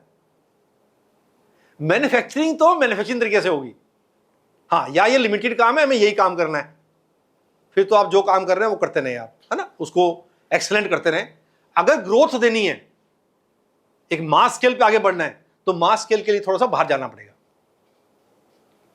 फिर तो proper factory, proper buyer, proper compliance, सारे काम करने पड़ेंगे ना उस तरीके से। तो स्किल के लिए हम बात कर रहे थे। स्किल डेवलपमेंट के तरीका तो एक ही है कि हम वर्कर को, फ्रेश आदमी लेके उसको ट्रेन करें, जो बॉम्बे में पॉसिबल नहीं है। आज इंडिया में हर आदमी कहे हमें ऑपरेटर चाहिए, हम तैयार करेंगे नहीं तो कहां से ऑपरेटर आएंगे? फैक्ट्री तो बढ़ती जा रही है। अब मोदी जी लगे हमें तो 15 बिलियन से और 30 बिलियन काम करना है, यही टारगेट है 2030 का। अभी हमारा जो एक्सपोर्ट है वो 15 बिलियन का है, गारमेंट एक्सपोर्ट। 15 बिलियन से हमें 30 बिलियन जाना अगले 4-5 साल में, डबल करना है। पिछले 5 साल में तो नहीं हुआ, तो अगले 5 साल में टारगेट तो यही है, डबल करने का। तो जब इतने बड़े स्केल पे इंडस्ट्री आ रही है, आपको पता भी हो काफी सब्सिडी बहुत आ रही है अभी। अगर हम उड़ीसा में जाएं, मध्य प्रदेश में जाएं, गुजरात में जाएं, छत्तीसगढ़ में तो नहीं है ज्यादा, बट हाँ अभी चल रही है पॉलिसी, आई है पॉलिसी वो। बट वो आज उड़ीसा में तो बहुत ही मैसिव स्केल पे, मतलब कस्टमाइज्ड है। मैं थोड़ी लैंग्वेज यूज करूँगी, सीएम्स में कस्टमाइज भी काफ़ी हैं, सब बड़े लोग आ रहे हैं वहाँ। उड़ीसा में तो आपका पेज इंडस्ट्री आ रहा है, एपी डिजाइनर्स आ रहा है, 25 न्यू फैक्ट्रीज कमिंग अप, 25 नई फैक्ट्री सिर्फ उड़ीसा में आ रही हैं, जो कि एमओयू साइन हुए पिछले 2 महीने में सिर्फ। तो मध्य प्रदेश में 3-4 बड़े ग्रुप आए थे। बेस्ट कॉरपोरेशन उज्जैन के पास, प्रतिभा सिंटेक्स ने उज्जैन में आया था, बीवा सिंटेक्स जो हमने फैक्ट्री लगाई थी इंदौर के पास, एक गोकुल दास भोपाल में, बस 3-4 आए, 4-5 ही मेजरली। हम मोस्टली सबसे काम करते हैं। तो स्किल डेवलपमेंट का दूसरा और तरीका क्या है स्किल का? वेजेस बढ़ाओ। जो ज्यादा वेजेस देगा वो आदमी रखेगा, जो वेजेस नहीं है वो आदमी काम नहीं करेगा। दूसरी रिक्वायरमेंट जो भी निकल के आ रही है, जस्ट मैन पावर की बात चल रही है, मैं अपनी फीडबैक दे देता हूं आपको कि अब वर्कर्स को भी फैसिलिटी चाहिए। जितने भी बाहर जो आउटसाइड फैक्ट्री जा रही हैं, लगभग मोस्टली का यह कि अकोमोडेशन हॉस्टल बनाने पड़ेंगे, बिना उसके आदमी नहीं रुकेगा, उसको खाना खिलाना पड़ेगा। जे मिल तिरपुर में मैं था, तो they are giving 3 time of food, they are giving their own accommodation. तो वर्कर की पुराने वाली थिंकिंग नहीं रही, अब पुरानी मेंटलिटी नहीं है। उनको रखना जरूरी है, तभी तो फैक्ट्री चलेगी। नहीं रखेंगे तो फिर हमारा काम ही नहीं चलेगा। पी-स्टेट सिस्टम आपका ऑलरेडी है, मोटिवेशन को सिस्टम बना सकते हो, हाउ टू मोटिवेट देम कि टारगेट ये टारगेट अचीव करेंगे तो एक्स्ट्रा बेनिफिट मिलेंगे तुम्हें। बट एक ये वो मतलब फाइट वाली बात है, स्ट्रगल वाली बात है। डायरेक्ट सॉल्यूशन तो इसका एक ही है कि साइड बाय साइड फ्रेश लोगों को ट्रेनिंग देते रहो। हमने जितनी भी फैक्ट्रियों में हम रेकमेंड करते हैं कि मान लो आप 300 मशीन चलाते हो और आपके लगभग 20-30 ऑपरेटर हर महीने चले जाते हैं 10%, तो हम रेकमेंड ये करते हैं कि भाई 20-30 ऑपरेटर आप हर महीने ट्रेन करते रहो। ट्रेनिंग सेंटर चला लो, एक ट्रेनिंग सेंटर स्टार्ट करते हैं ट्रेनर लेके, तो 30 आदमी वो रिप्लेस होते रहेंगे आपके। बाहर से ना भी आए तो फैक्ट्री नहीं बंद होगी, मेरी फैक्ट्री चलती रहेगी। तो 50 है, 4-5 आप भी एक्स्ट्रा कुछ रखते होंगे ऐसे, ताकि जाएं तो फिर वो काम कर लें। तो ट्रेनिंग ही एक मीडिया है, दूसरा इंसेंटिव है, मोटिवेशन है, राइट, रिवार्ड सिस्टम है, जो कि एज ए ह्यूमन जो काम करता है, सारी ह्यूमन साइकोलॉजी है, राइट। आईटी इंटीग्रेशन की हमने बात कर ली। आईटी काफी आगे, बड़ी फैक्ट्री जो चल रही हैं आपकी, जो बड़े स्केल जा रहे हो, IT will play very important role. तो सारा आपका cut to ship should be on screen, पूरा स्क्रीन पे सीधा डाटा, तो सब लाइव डाटा आएगा। चेंज ओवर की हम बात कर रहे थे। चेंज ओवर पे 2 मिनट में बोल देता हूं। जब स्टाइल चेंज करते हो तो आप लोग ये जज करो कि स्टाइल चेंज करते हैं तो पहले दिन, दूसरे दिन, तीसरे दिन मेरी प्रोडक्शन कितनी आती है, राइट? तो कई बार कहते हैं स्टाइल चेंज हुआ, प्रोडक्शन नहीं आएगी, अब जीरो आएगी, आज तो सेटिंग में मशीन है। नहीं, सेटिंग में तो एक मशीन होती है, राइट? तो उसके बैक टू बैक फीडिंग कैसे हो, back to back machine set कैसे हो? तो वो जो लॉस है, लॉस बहुत बड़ा लॉस है वो। आप 50 मशीनों का या 100 मशीनों का आप महीने का अपना एक्सपेंस देख लीजिए, क्या खर्चा है, उसको डिवाइड कर लीजिए 25-30 से, तो आपका एक दिन का लॉस सामने आ जाएगा। तो एक दिन का वो लॉस जीरो हो गया आपका।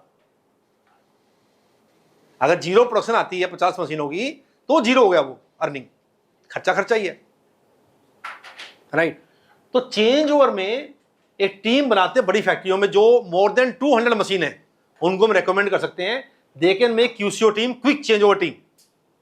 उसमें एक मैकेनिक, एक टेक्नीशियन, राइट, और एक QC, एटलीस्ट 3 लोग सेट करके quickly machine back to back set कर दें वो, ताकि मेरा चेंज ओवर लॉस ना हो। प्रॉपर मॉड्यूल है, प्रॉपर हमारे वेरीफाइड चीजें हैं सारी, तो इसमें आप हेल्प ले सकते हो। और कोई भी किसी को क्वेरी है तो आप लोग मेरा नंबर और ईमेल ले सकते हैं, right? You can share me query, I will try my best to reply you, right? तो ये मॉड्यूल्स हैं। तो इस मॉड्यूल में हमने क्या देखा कि 5 दिन की जो प्रोडक्शन आती है, पहले 5 दिन की बड़े ऑर्डरों में, तो 33% एफिशिएंसी से 48% पे आ गए हम। तो 750 पीस का हुआ, 500 मशीन में 2.7 करोड़ का इंपैक्ट था। 500 मशीन में, 500 मशीन फैक्ट्री में 2-2.5 करोड़ तक का इंपैक्ट आ सकता है।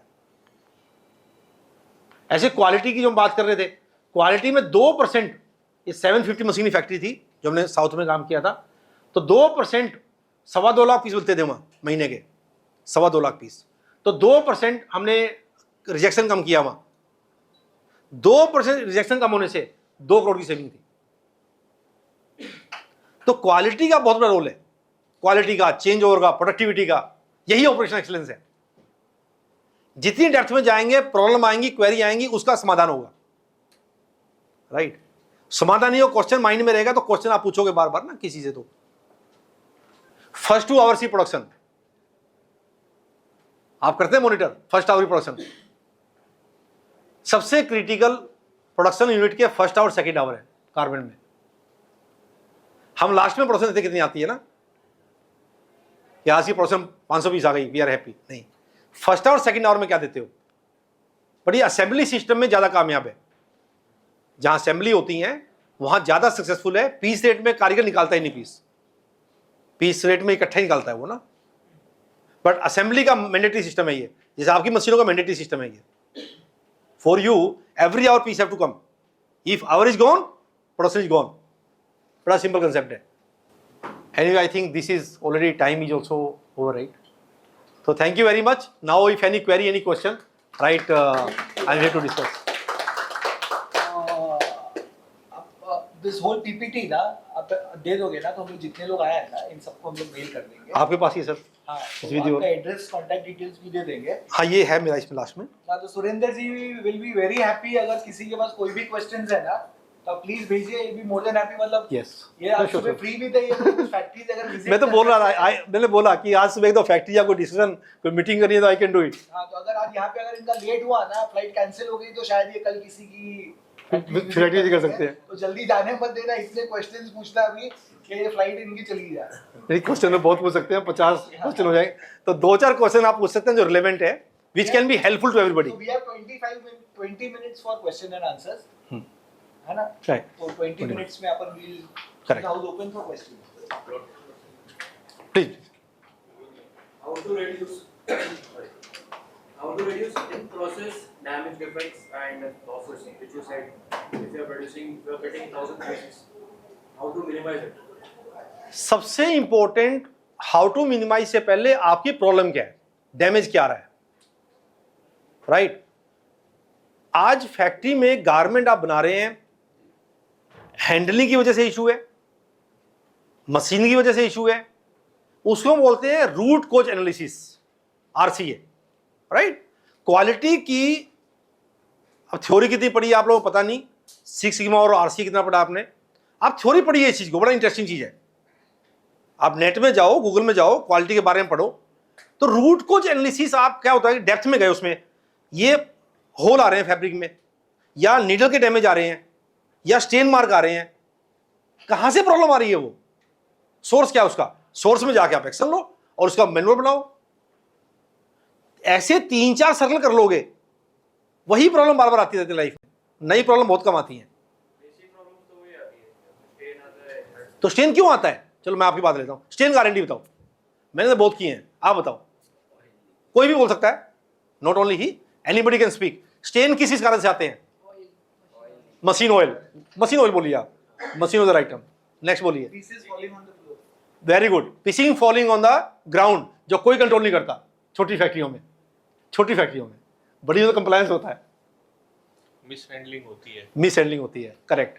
नंबर 3 और बताइए आप। जंग लग जाता है, ठीक है, रस्टिंग। नेक्स्ट बोलिए आप। गुटखा खा के मशीन चला. गुटखा खा गए, सबसे बड़ा इशू आज आपकी फैक्ट्रियों में, सबसे बड़ा इशू है गुटखा खा के चलाते हैं, खाना फ्लोर पे खाते हैं, पानी वहीं पीते हैं, राइट। गारमेंट 2-4-5 गारमेंट तो नीचे डस्टबिन में डाल देते हैं काट पीट के। मैंने खुद देखा है, खुद फैक्ट्रियां चलाई हैं, खुद मैंने सुपरवाइजर काम किया है। मैंने तो मेरा कैरियर 94 में सुपरवाइजर से स्टार्ट किया था,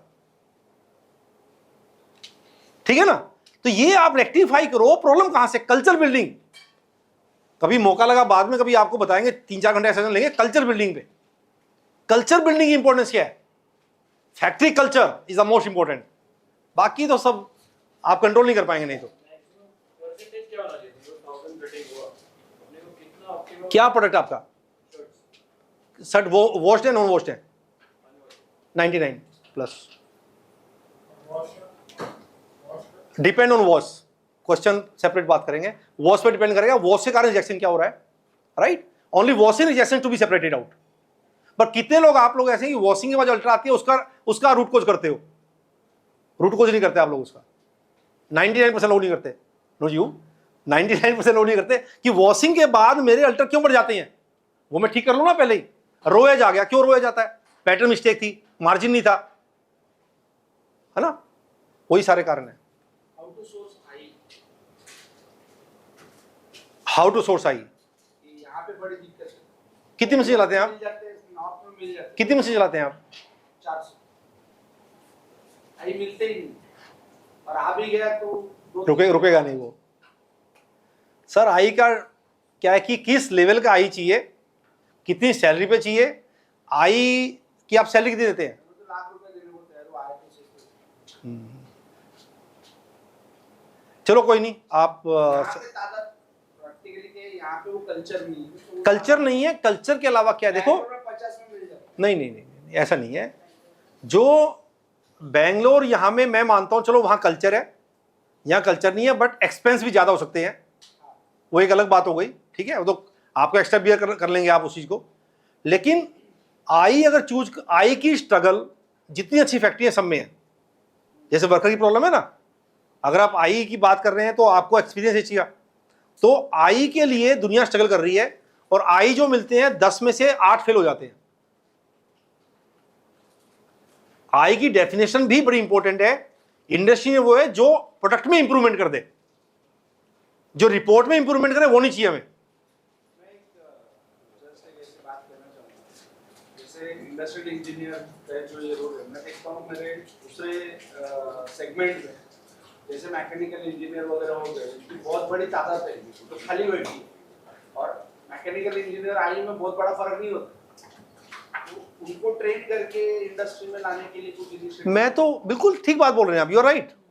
मैं तो बोला आप लोग सीख लो, उसके बाद किसी को भी ट्रेन कर सकते हो, स्टडी तो करनी है टाइम की ना,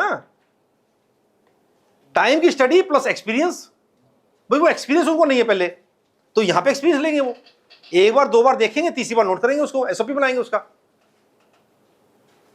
आपको टाइम स्टडी करनी है, उसकी एफिशिएंसी क्या रही है, वर्कर की हैंडलिंग कैसे है, आपको साथ में टेक्नीशियन चाहिए, आप कंबाइन कर दो, आप वो पढ़ा लिखा आदमी प्लस एक टेक्नीशियन या अच्छा सुपरवाइजर कंबाइन कर दो आप, तो उसको पता है कि मैं ऑपरेशन इंप्रूव कर सकता हूं। जो अच्छे ऑपरेटर अच्छे सुपरवाइजर हैं, अपस्किलिंग अपस्किलिंग करना पड़ेगा, राइट। उधर से पढ़ी लिखा जो काम करना है, टाइम स्टडी है, स्टॉप वॉच है, राइट, उसकी रिपोर्ट बनानी है, ऑपरेशन बुलेटिन बनाना है। मैंने तो काफी काम लिखे हुए थे, मैंने स्किप कर दी स्लाइड, वो आप रीड करें उसमें। हाँ, तो उसके अंदर जो है आप दोनों कंबाइन कर दीजिए ताकि टेक्निकल सपोर्ट और टेक्नीशियन दे, और पढ़ा लिखा जो आदमी होगा, जो आपका बीटेक कोई भी होगा, तो वो उसी ग्रिप करे चीजें, रिपोर्ट बनाए, and both will work as a industry engineer for you. तो ये आपकी हेल्प कर सकता है जी। Next please. Stock management, stock maintain मतलब मैनेज करना, जो एक्चुअल स्टॉक है और कहाँ पे, किस स्टेज में, हर स्टेज में, मतलब फैब्रिक से लेके एंड गारमेंट, क्या मीनिंग, आप मीनिंग नहीं समझा, आप मीनिंग बताइए आप। स्टेज से लेके एंड गारमेंट तक जो स्टेज में कोई सॉफ्टवेयर के बारे में सॉफ्टवेयर चाहिए कोई, स्टॉक को मेंटेन करने के लिए जो एक्चुअल स्टॉक और जो बुक्स में रहता है या जो कंप्यूटर में रहता है वो मिसमैच होता रहता है। इसमें क्या कि आजकल ना सॉफ्टवेयर जो आ रहे हैं, अब जो गिव एंड टेक है, जैसे स्टोर आपको मैनेज करते हो, ट्रिम्स रिसीव करते हो, राइट, फिर इशू करते हो, तो ऐसे ही आप जो फैब्रिक का स्टॉक है, फैब्रिक स्टॉक से जो इशू करते जाएंगे कटिंग के अंदर, तो वो स्टॉक मेंटेन होगा, जो फैब्रिक आएगा उसमें स्टॉक आएगा, तो परफेक्ट एंट्री होगी अगर आपका सिस्टम ठीक है। तो डिसिप्लिन है, ये सिर्फ डिसिप्लिन है। स्टॉक मेंटेन करना सबसे इजी है अगर डिसिप्लिन अच्छा है तो। अगर स्टॉक आपका मैनेज नहीं होता तो वो इनडिसिप्लिन है, और कोई रीजन नहीं है। बहुत सॉफ्टवेयर, किताबें भी बनती थी पहले, जो पहले लोग होते थे वो कापियों में ही बना लेते थे स्टॉक परफेक्ट। ईमानदारी से देना, ईमानदारी से लेना है। ऐसे सॉफ्टवेयर अवेलेबल हैं भी, बहुत सॉफ्टवेयर है सिर्फ स्टॉक के लिए, कोई दिक्कत नहीं। सैप से लेके और सस्ते सस्ते वर्जन तक सब अवेलेबल है। आज टैली है, सब चीजें इस तरह की करते हैं ना, सब अकाउंटिंग। ऐसे ही गारमेंट के सॉफ्टवेयर भी अवेलेबल। फॉर्म चेंज हो जाता है ना, जैसे फैब्रिक से वो शर्ट बन गया। कुछ नहीं है, दो चीजें हैं सिर्फ, मैं आपको बताता हूँ, I got your point.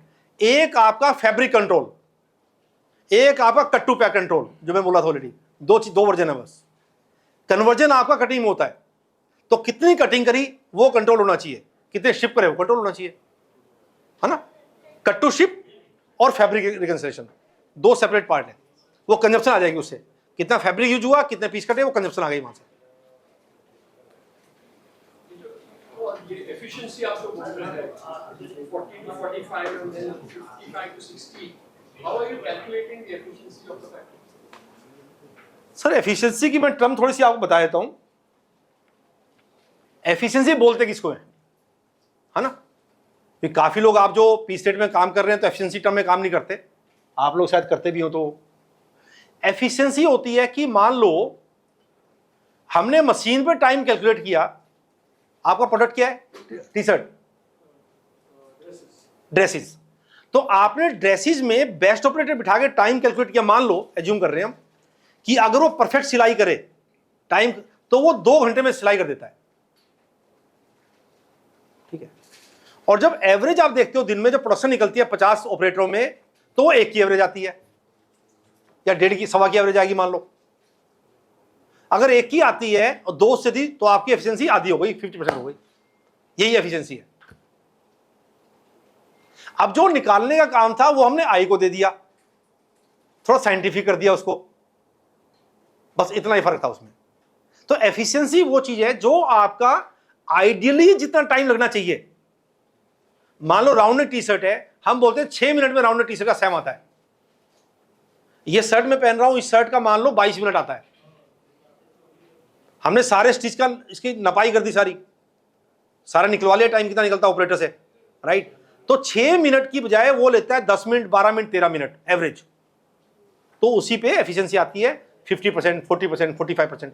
India की एवरेज एफिशिएंसी 45% के आस, 40 to 45। China is at 70+। वहीं पे गैप इंडस्ट्री में भी बहुत बड़ा सबसे बड़ा गैप वही है। जब बात वेजेस की बात करते हैं।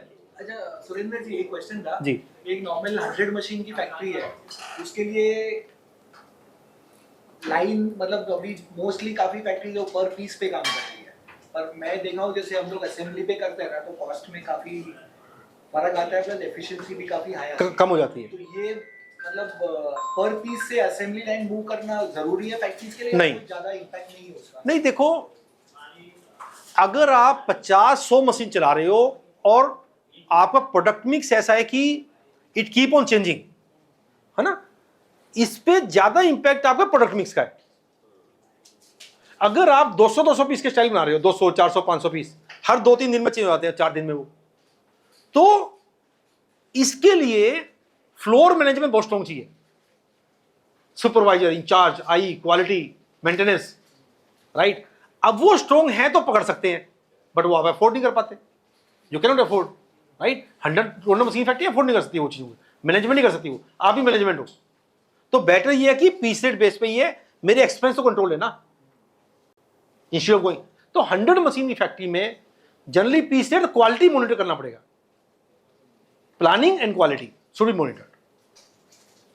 अब बड़े सेटअप लगा रहे हो, फिर तो हमारी सैलरी की कॉस्ट कम हो जाती है, ग्राफ चलता है ना ऊपर, पहले कॉस्ट सैलरी की बढ़ती है, फिर सैलरी पर। अब 2 लाख पीस स्टाइल बना रहे हो H&M का, आपने राउंड नेक लिया, आप किसी फैक्ट्री में गए, शाही में किसी में गए, आपने एक स्टाइल बनाया, अब वो स्टाइल चलना है 30 दिन 40 दिन तक, पीस रेट पे बहुत एक्सपेंसिव हो जाएगा आपका, सैलरी पे कॉस्ट कम हो जाती है। पीस रेट पे अर्निंग, एवरेज अर्निंग 25,000 रुपये है, सैलरी वाले की एवरेज अर्निंग 15,000 रुपये है, बट वो एफिशिएंसी इंपॉर्टेंट है, क्योंकि जैसे आप सैलरी पे आते हो तो बड़ा स्ट्रॉन्ग आपको फ्लोर मैनेजमेंट चाहिए, सिस्टम चाहिए, SOP चाहिए, तब सारा जो ज्ञान है ना, इस ज्ञान की जरूरत है फिर सारे। पीस रेट तो सबसे इजी है, पीस रेट तो इजी मैनेजमेंट है एज ए ओनर। हाँ भाई, पीस रेट कारीगर लाना काम है मेरा, रेट फाइनल करना काम है मेरा, शिपमेंट चली जाएगी। उसमें अल्ट्रेशन ज़्यादा निकलता है सर। ये साइड इफेक्ट है, में side effect, alteration side effect तो सर कुछ होगा ना, शॉर्टकट है वो, तो माइनस तो शॉर्टकट का साइड इफेक्ट है वो। आपकी क्वालिटी कंट्रोल नहीं होगी, आपके पास अच्छे बायर नहीं आएंगे, आप हाई एंड प्रोडक्ट नहीं बना सकते, राइट। ये साइड इफेक्ट्स है अनटिल की। बाकी आप लोग तो ज़्यादा एक्सपर्ट हैं, बॉम्बे में तो 50 मशीन में बड़ी अच्छी क्वालिटी दे देते हो। बड़ी साइड इफेक्ट्स हैं, बड़ी फैक्ट्री में बड़े ऑर्डरों में नहीं काम कर सकते हैं। मैंने अभी रिसेंटली सुना है, फैक्ट्री है अभी, ये जो पीस रेट वैसे जो इसका जो ये है, ये थोड़ा सा कंटिन्यूस डिबेट का ये है, तो उस फैक्ट्री में सैलरी पे आदमी बिठाया है, बट मेरा पर मशीन प्रोडक्टिविटी बहुत लो हो जाता है। वही बात करते थे ना, वही पॉइंट था, सैलरी पे आते ही प्रोडक्शन डाउन हो गई, तो डिबेट कोई नहीं है इसके अंदर। 100 मशीन की फैक्ट्री है, अगर आपके प्रोडक्ट बॉम्बे स्टाइल में आप काम करो, बॉम्बे के अंदर पीस रेट पे ही करो, कोई डिबेट नहीं है। You can not afford salary system, वो assembly system. Operation rate is a better idea. Operation rate में अगर मान लो एक इसमें क्या आता है कि ऑपरेशन रेट पे आप काम कर रहे हो, तो ऑपरेशन रेट को असेंबली, अब मैं एग्जांपल देता हूं एक आपको। एक मैंने अभी क्या लिया है, एक फैक्ट्री हमने ली जिसमें कि सारे ही पीस रेट के लोग थे, और पीस रेट भी कैसे, एक ठेकेदार था, सब लोग स्टिच वाला ठेकेदार अलग था, 50 ऑपरेटर उसके पास थे, ओवरलॉक इंटरलॉक के ऑपरेटर उसका ठेकेदार अलग, कॉन्ट्रैक्टर, राइट। तो वो अलग लाइन बनाता है, पहले पीस सारे लोग स्टिच काम होता है, फिर सारा उसका दूसरी जगह आता है, फिर सारा माल इंटरलॉक ओवरलॉक होता है, फिर वो लेबल पे जाता है या बटन बारटेक पे, फिर वो थ्रेडिंग पे जाता है, मूवमेंट ऐसे था, राइट। तो इस चीज का क्या कि एक लाइन हमने डिफाइन करी, हमने प्रोसेस डिफाइन कर दिए, रेट डिफाइन कर दिए। जैसे मान लो बॉटम है मैं 1.5 रुपया दूंगा, साइड सी में 2 रुपये हो गए, ये कर, तो उसको बिठाएंगे अपने तरीके से हम, और लाइन में क्वालिटी हमारी होगी।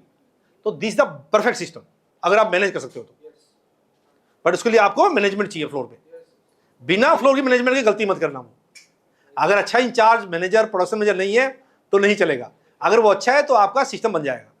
मशीन पे बैठा हुआ हर वो असर आपके यहाँ चल रहा है, बट मैं देख रहा हूँ यहाँ 50 वाले भी है जो खुद ही चला रहे हैं, है ना। तो दोनों चीज डिपेंड करता है कि हम तो सारी चीज देखी हुई है, चला रखी है खुद ही चीजें वो, तो उसके अकॉर्डिंग ही बताना पड़ता है भाई किसको क्या चलेगा।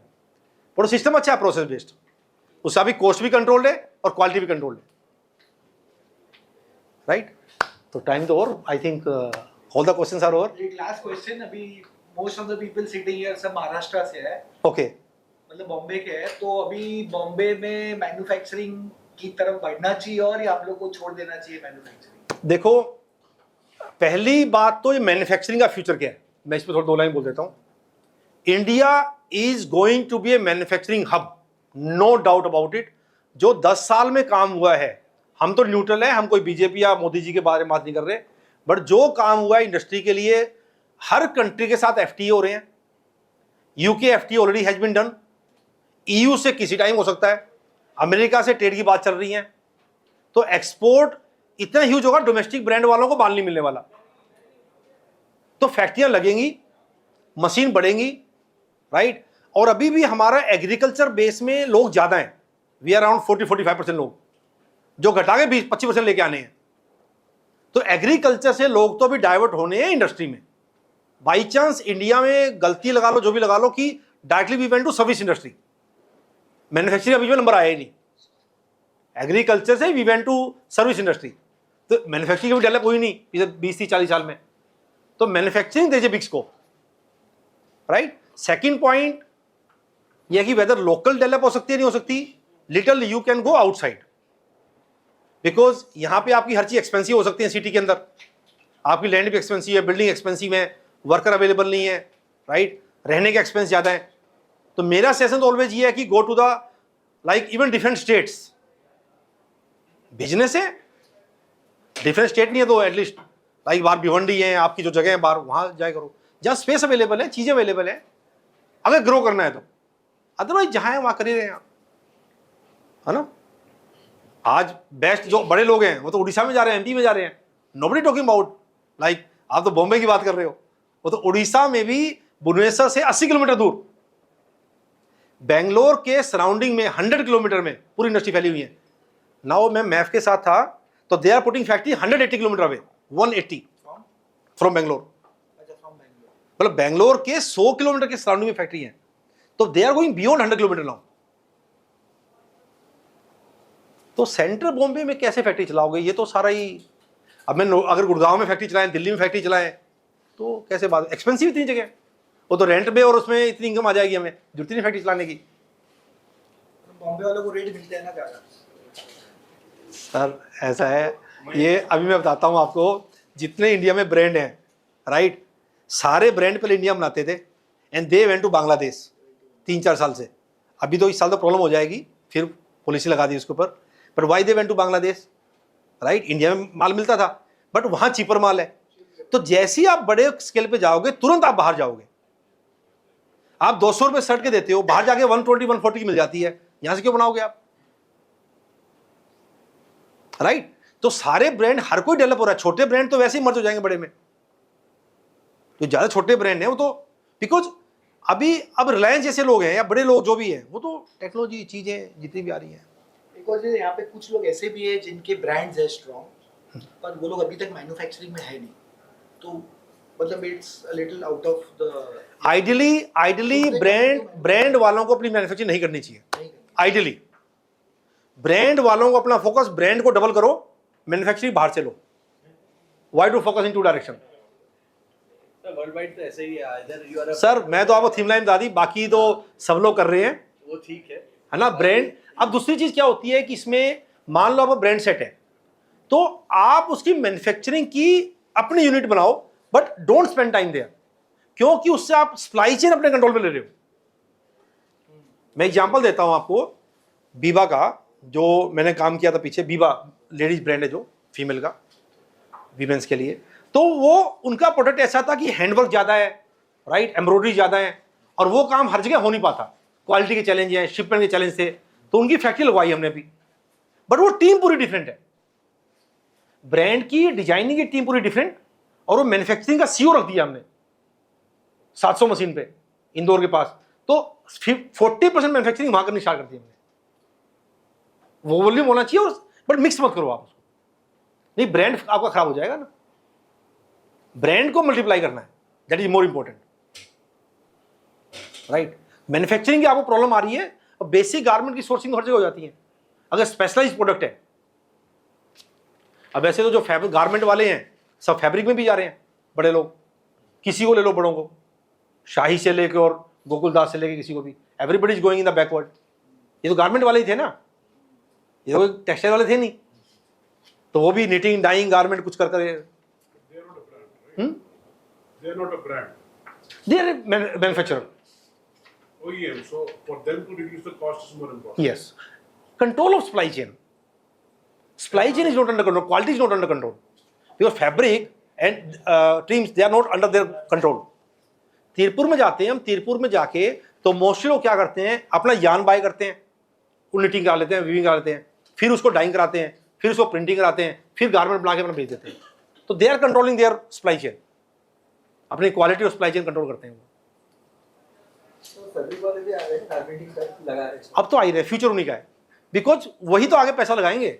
गारमेंट वाले कहते हैं हम थक गए हैं, अब देयर इज नो मनी, और फैब्रिक वाले कहते हैं हमारा तो 2% भी मार्जिन नहीं है, गारमेंट में तो 12% है. एक्चुअली क्या है कि अब थोड़ा सा ना, एक लास्ट में यही पॉइंट है कि जो हमें जाना पड़ेगा, स्केल बड़ा करना पड़ेगा. We have to go little bigger scale, whatever our capacity is. Second, we have to go with automation, digitization to reduce the cost. अब ये चीज स्किल नहीं मिलेगी, अवेलेबल नहीं है वर्कर या ऑर्डर, हर चीज एक स्टोरी है. उस स्टोरी के साथ में बायर तभी आएगा जब वॉल्यूम होगा आपका, है ना. अदरवाइज वी आर सेटिस्फाइड कि हम इतने में सेटिस्फाइड हैं तो ठीक है. अब बड़ा करना है, उसके आगे बाहर निकलना है तो थोड़ा सा एक स्टेप आगे निकलना पड़ेगा. Marketing should be export oriented. Export हो सकती है, आपका ब्रांड हो सकता है, डबल हो सकता है, any way you can go. वो कोई फिक्स रूल नहीं है, एवरीबडी अर्निंग द मनी. सब लोग पैसा कमाते हैं. वो बोलते हैं निट्स लगाए वोवन लगाएं, तो निट्स वाले पैसे कमा रहे हैं, वोवन वाले कमा रहे हैं, देयर इज नो कंपैरिजन. तो वो तो कोई स्टोरी नहीं है, वो तो आपका अपना बायर रेंज है, आपकी प्रोडक्ट है, आपकी स्ट्रेंथ है ना. ठीक है sir, thank you very much for today evening and really pleasure. Thank you. We had a very nice session. I think और आधा एक घंटा चल जाता तो अच्छा होता. But Surendra ji is available for anybody. किसी को कुछ भी रहेगा ना. So Wazir Advisors is I think the Bible for the textile and apparel industry. तो besides this अगर और भी कोई issues है ना, तो you can send a mail and Sure. Surendra ji will connect you with the right person. Correct. Definitely. And, अभी सुरेंद्र जी has to leave now because there's a flight back. Flight जा रही है ना? हाँ वो ऑन टाइम ही होती है. On time है ना? So after Surendra ji leave, we'll sit for 10-15 minutes more. अपन आगे का भी कुछ डिस्कस करते हैं. नेक्स्ट सेशन जो करना है ना, वो किस तरीके से करना है. ठीक है sir, thank you. Okay bye. एक मिनट रुकिए. अच्छा, we have Ankur bhai today with us. He is the vice president. Ankur bhai. He is the vice president of CMAI. Young. Thank you so much for the insights. I'll request Ankur bhai to please present it to. Okay.